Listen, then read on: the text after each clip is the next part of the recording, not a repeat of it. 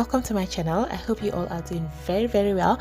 If this is your first time stopping by, my name is Ramo and I cook delicious, yummylicious Gambian meals and also meals from West Africa and basically any other part of the world. As long as it tastes good, I bring it right into my kitchen, then I share it with my wonderful viewers.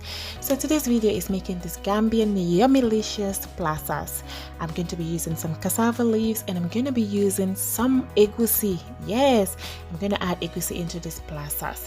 So to get started, these are some of the ingredients that will be going into our plasas.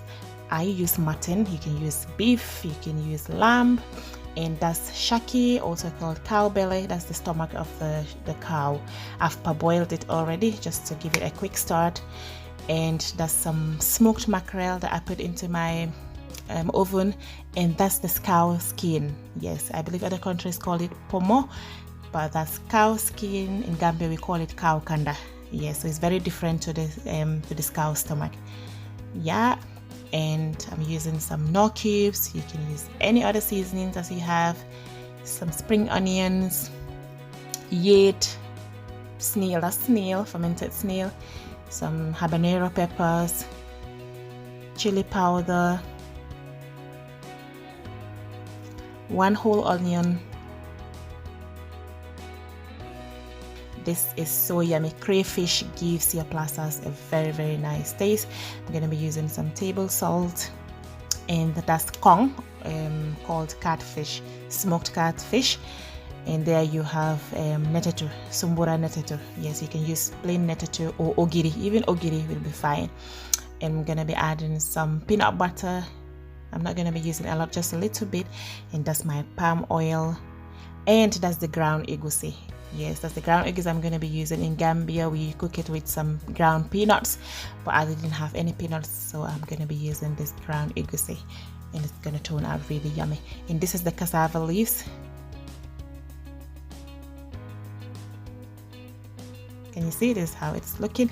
And I'm going to be adding some sorrel leaves. Yes, this is Bissab. It's sour. It gives the plasas this tangy yummy taste. Yes, I'm going to be throwing in some of that.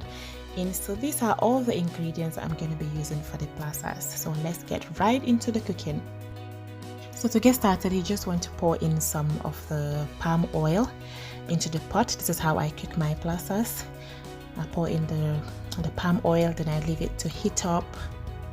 Yep, not too long though, because it will start to smoke. Then I'm adding in the egusi a bit at a time. That's the egusi powder. Yes, so I'm mixing it. I do this first just so that the egusi can start cooking in the beginning, yeah, before I add the other ingredients. So this is how I do mine. I cook it in the palm oil first. Yes, but you want to keep on stirring, just keep on stirring, and leave it for about 5 minutes, but stirring at the same time.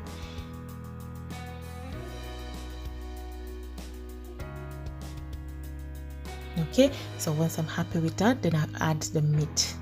So I add the mutton. Like I said, you can use beef, you can use lamb. Then I add the pomo, that's this cow skin or cow kanda, like my mom will call it. I used to love this when I was little. Then I will add the cow belly. Yes, that's the shaki, so I give it a good mix. Can you guys see the palm oil, how red it is? That's the best palm oil ever. Yes, this palm oil is so yummy. And anyone who is interested in this palm oil, you can contact me on my email. I will leave all the details below, or you can contact me on Instagram as well. I sell this 100% guaranteed palm oil, the best palm oil that comes straight from Gambia. Yes, so let's move on now. Otherwise, I add some water to the meat. On the side here, I'm adding the spring onions, some habanero pepper, and the onions.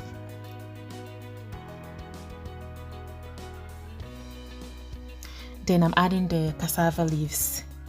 I'm going to be blending the cassava leaves with the onions. Yes, I do this because the cassava leaves that I get here in Scotland, basically abroad, it has been in the freezer for a very long time. Then after some time it loses its taste. But do this, add the onions with habanero pepper, chili powder. You know, you can even add in more seasonings as well. You know, so I'll add the locust beans, that's the sumbura one. You can use plain locust beans as well. Then I add some water and I'm gonna blend it until it's very smooth. It brings out the cassava taste.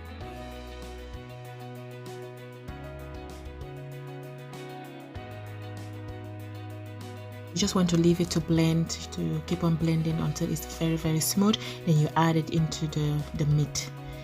Yes, can you guys see all the onions, the habanero pepper, the chili powder, the sumbura, that's the Netetou, all has been combined with the cassava leaves. Yes, it brings out the flavor, makes it very yummy. Once I add that, then next what I'm going to be blending is the, and before I forget, yes, then I add the yeast as well. So that's the snail. Then I'm going to be blending the sorrel leaves that I showed you guys earlier.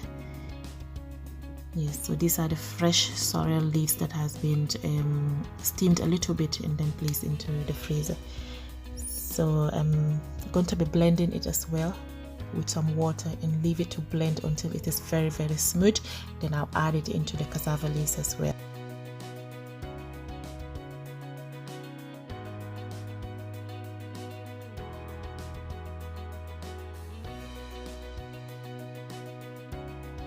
At this stage now, you want to add your seasonings in. You want to add the seasonings whilst the meat and the cassava leaves are cooking, just so that the meat can absorb all of the seasonings in. Yes, it will give the meat a nice taste. And then you add your salt, and I'm adding the cray fish. Cray fish, I believe it's shrimps and prawns that has been dried and then blended. Yes, so that's cray fish, and give it a good mix. I'm not going to be adding any more oil to it. The oil that I added in the beginning, that's the only oil I'm going to be adding. And just watch until the end of the video. You will see how all the oil will come up on top of the soup. Yes, so then I add some water. Then I'm going to be adding some peanut butter. I'm not going to be adding a little bit of peanut butter, a lot of peanut butter, sorry, just a little bit of the peanut butter. In Gambia as well, we add peanut butter only. Some will even add just the raw peanuts. Yeah, raw ground peanuts, the blended one. That is very nice as well. But I wanted to try something different with the Plasas this time around. And I'm gonna say, guys, it came out delicious. You want to mix that, and then you cover it a little bit, not fully, but just leave some space out so that the steam can come out. And leave it for on the low heat, you know. And then now is the time I'm adding the catfish. So that's the Kong with some of the habanero peppers, and you can add some bitter tomatoes as well, and give it a good mix. Still on the medium to low heat, you keep stirring and just leave it until it thickens. Right now you see all this water that's coming on top. Just adding the fillet mackerel. That's the smoked mackerel. Yeah, that's what I'm adding here because it's already cooked, so I added it last. And just stir it. Can you see that oil? You see all that oil I was telling you about? All that oil is coming out. Yep, on top now. I didn't add any more oil. Look at it, guys. Look at it. After 30 minutes of cooking on the medium to low heat, this is the result. Just look at this, guys. One of the best delicious African food you can present to any of your guests, and they will be left blown away. They will be left asking for more. Yes, each time I have guests and I cook this meal for them, they always want more. Yes, so that's how you serve it. You can eat it with rice like I'm having mine. You can eat it with gari. You can even eat it with some fufu, you know. It's up to you. Yes, but I prefer mine with just rice, plain boiled white rice. So thank you once again, guys, for cooking with me again. You know, if you haven't already subscribed, please subscribe to this channel just so that you don't miss any of my yummy videos that I upload weekly. Thank you for watching. Take care, and I'll see you guys next week.